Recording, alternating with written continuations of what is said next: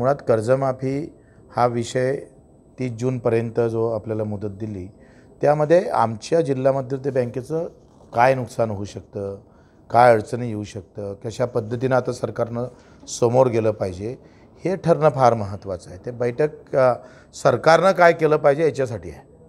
आम्ही धोरण ठरवायला बसलो नाही, पण आमच्या अडचणी वाढू नये जिल्हा मध्यवर्ती बँकेच्या, याची खरं तर काळजी सरकारनं घेणं फार महत्त्वाची आहे.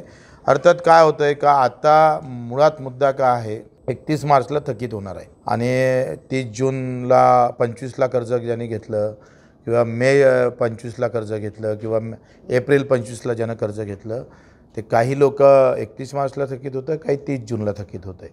आणि मग त्यांची काय अवस्था करणार? ते थकीत झाल्या असतानासुद्धा तुम्हाला नवीन कर्ज द्यावं लागेल, कारण त्याला नवीन शेतकऱ्याला समोर पेरणीसाठी पैसे नाही आहे, पहिलेच तो दुष्काळात सापडलेला आहे. आणि या सगळ्या म्हणजे छत्रपती शिवाजी महाराजमध्ये 9 ते 14पर्यंत कर्ज माफ झालं. त्याच्यातले काही वरचे कर्ज 1.5 लाखाच्या वरती होते, ते तसेच राहिले बिचारे.